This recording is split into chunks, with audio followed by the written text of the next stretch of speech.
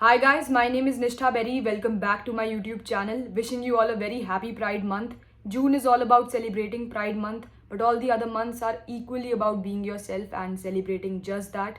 I hope you always remember that. So I keep getting a lot of questions from people who belong to the LGBTQ community. Questions of all sorts related to parties, events, jobs, etc.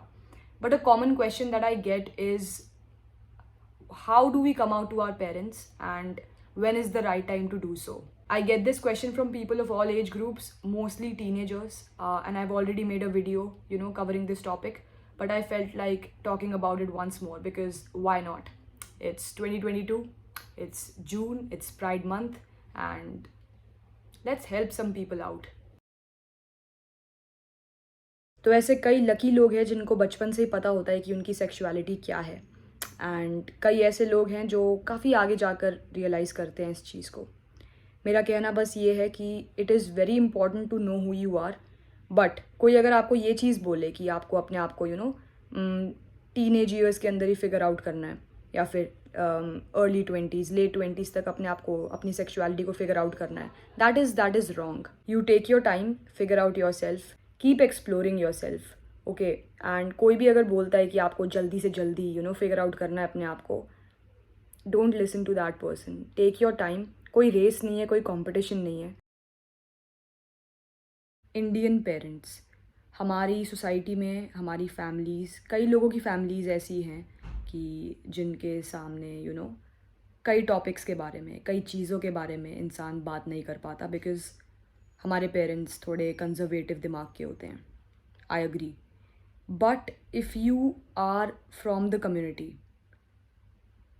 एक होता है assume करना, एक होता है risk लेना। सो खतरों से तो थोड़ा बहुत खेलना ही पड़ेगा। If you think that your parents are conservative, broad minded, मतलब बिल्कुल नहीं है, बहुत ज़्यादा नैरो माइंडेड है, don't just come out to them. Try to initiate conversations that are about the LGBTQ community. ज़्यादा से ज़्यादा क्या होगा, मतलब वो बात करने से मना कर देंगे उस टॉपिक के बारे में, थोड़ा बहुत गुस्सा हो जाएंगे, इट्स ओके, उनको थोड़ा टाइम दो, बट डोंट गिव अप। हम बहुत जल्दी अपने पेरेंट्स को ब्लेम तो कर देते हैं कि बहुत कंजर्वेटिव है, ऐसे पेरेंट्स की वजह से बच्चे सुसाइड कर लेते हैं, this and that, but we don't understand this कि उनके पेरेंट्स कैसे थे, उनकी परवरिश, उनको कैसे पाला पोसा गया है, किस माइंडसेट से वो आगे बढ़े हैं, उनकी मेंटालिटी कैसी है। तो हर चीज़ को वेटेज दे के, हर चीज़ के बारे में थोड़ा मेच्योरली समझ कर, instead of giving up, instead of blaming your parents, try to talk to them, try to talk to them about the community, have a very open conversation, try to do that. तो यार, बात करने से दो चीज़ें हो सकती है। एक ये है कि आपके पेरेंट्स मान जाएं, एज इन आपको एक्सेप्ट कर ले, एंड कोई लड़ाई ना हो, कोई ड्रामा ना हो, कोई सीन ना हो, बहुत लविंगली, बहुत हैप्पीली आपको एक्सेप्ट कर ले जब आप उनसे बात करें, एंड खुद ही पूछ ले जब आप उनसे बीच बीच में ऐसे हिंट हो ही जाता है घर वालों को कि आप बार बार LGBTQ कम्युनिटी के बारे में बात कर रहे हैं, उनसे सवाल पूछ रहे हैं, तो घर वाले एक बार खुद ही पूछ लेते हैं कि क्यों भाई इतने सवाल क्यों पूछ रहे हो, क्या हुआ, तुम हो कम्युनिटी से तो बता दो। पूछ लिया अगर उन्होंने तो बोल दो कि हाँ है, और अगर ये सुनने के बाद वो आपको विदाउट आस्किंग एनी क्वेश्चंस या बिना ड्रामे करके आपको हैप्पीली अपना लेते हैं, तो इससे अच्छी बात, इससे खुशी की बात और क्या हो सकती है।